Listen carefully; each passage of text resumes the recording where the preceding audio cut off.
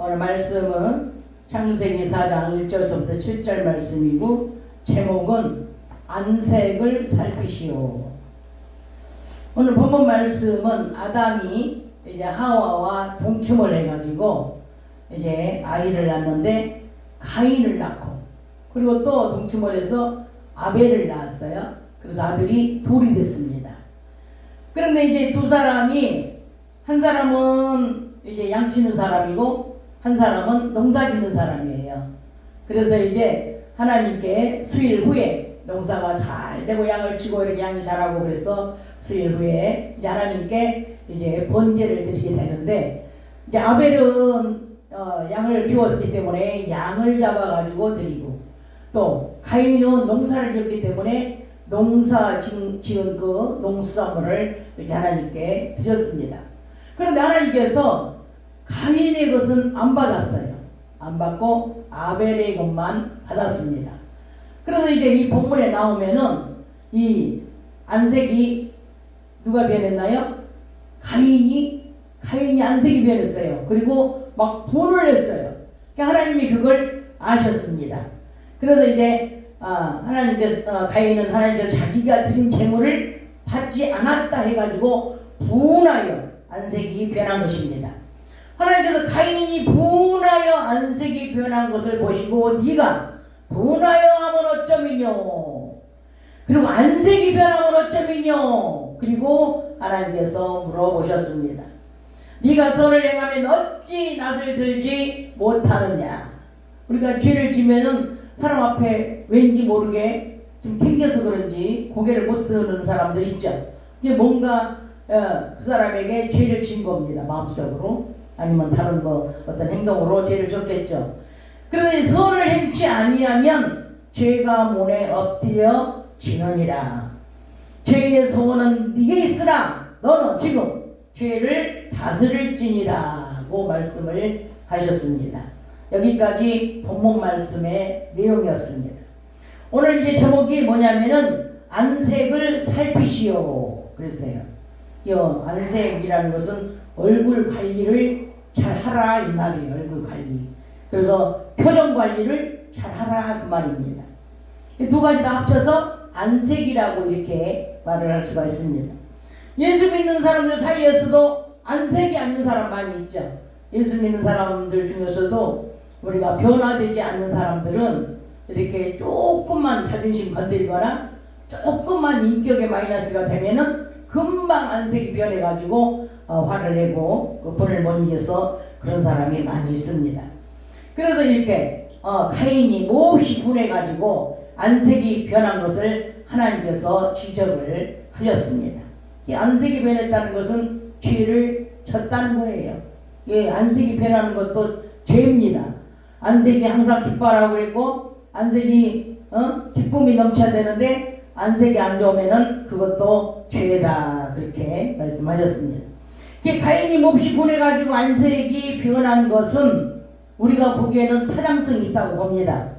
그런데 가인은 하나님과 아벨에 대해 분이 났고, 그리고 또 아벨에 대해서 또 분이 났어요.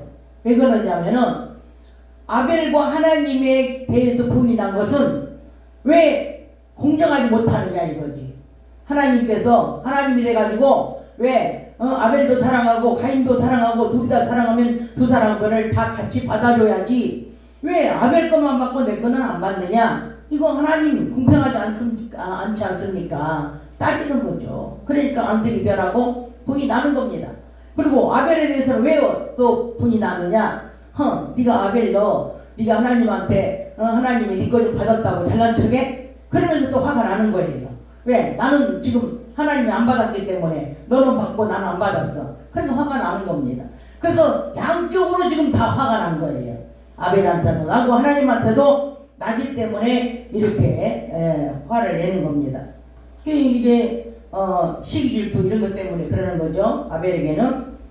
우리는 동생이라도 예를 들어 정말 변화되고 정말 마음이 흥진하게 착한 사람 같은, 우리가 좋은 사람 같으면은, 그래 내 거는 안 받아도 네 거라도 하나님이 받았으니 감사하구나 이렇게 했어야 되는데, 네 거는 받고 내 거는 안 받았어? 그러면서 시질투가 나가지고 이 분이 난 것입니다. 그래서 이제 책망하시는 것이 아니라 하나님은 책망하시는 것이 아니라 그런 행동을 한 것에 대해서 깨닫게 하시려고 그러는 겁니다.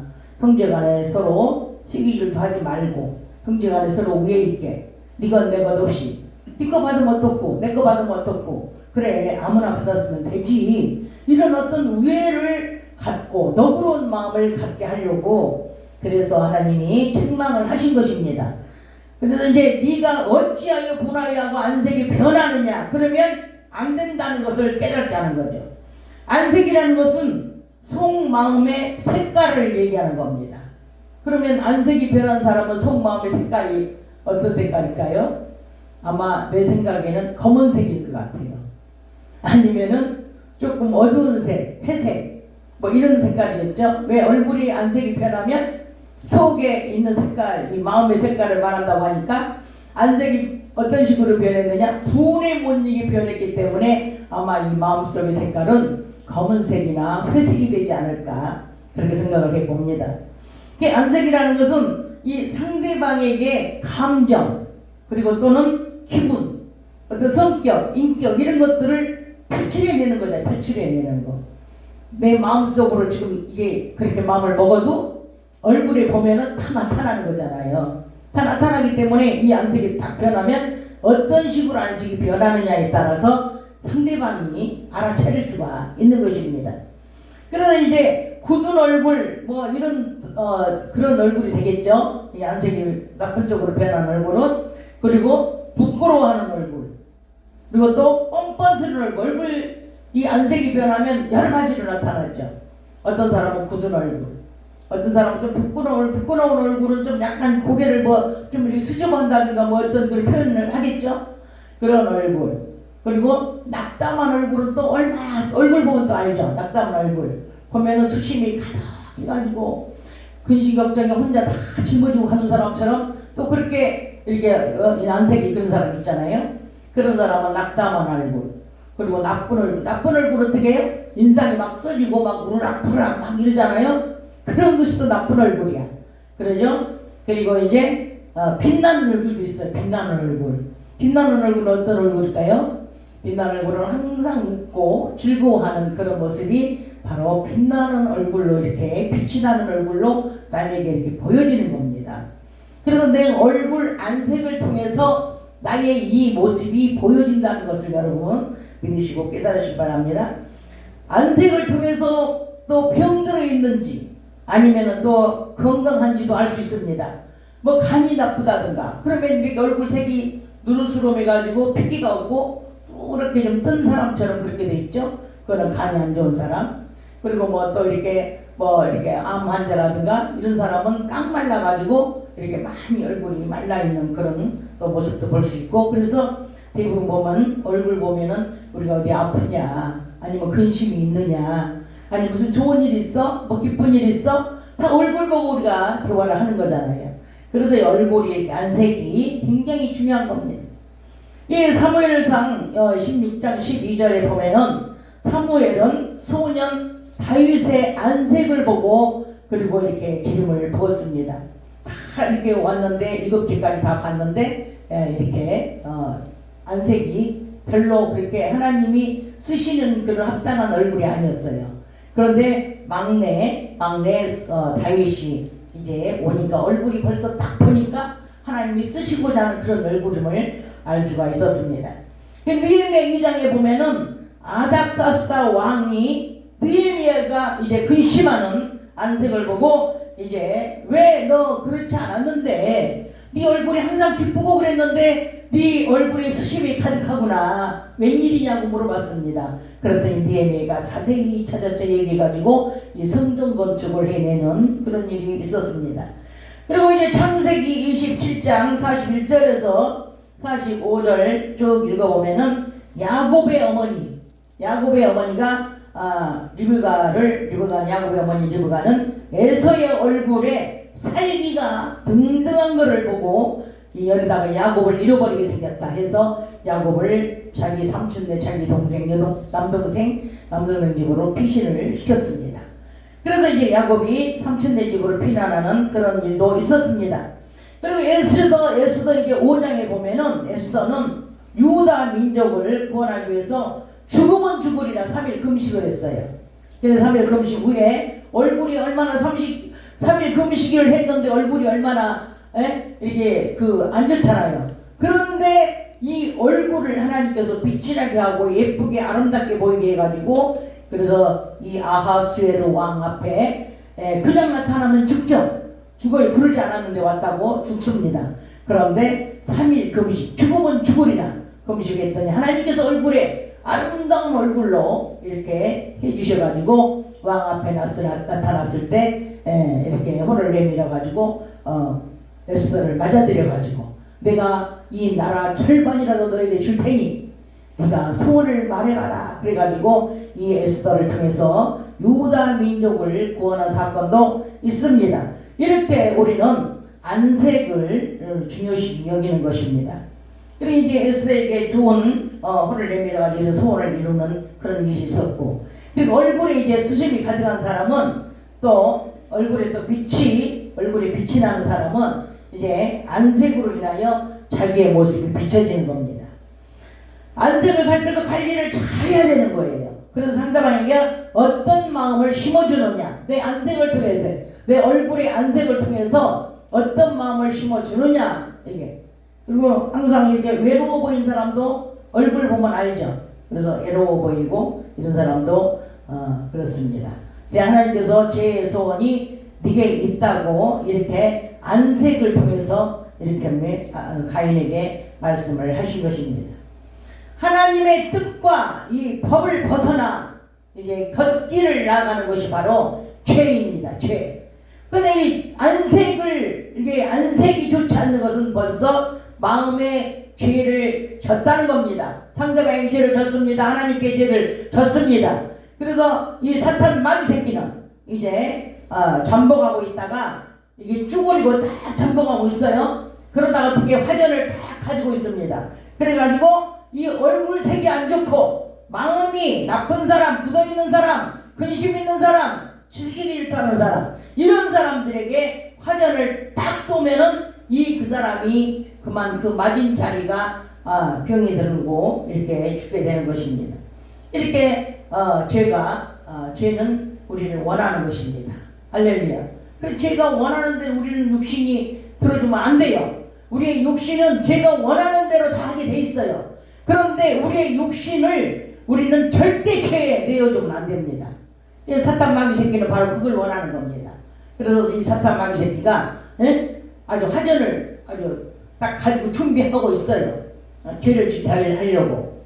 그래서 이제 운우사자처럼 삼키려고 즉시 달라들어서 채가려고 그렇게 준비를 하고 있다는 것입니다. 그렇기 때문에 너는 죄를 다스려라. 우리가 죄 안 질 수 있어요? 죄 질 수 있죠?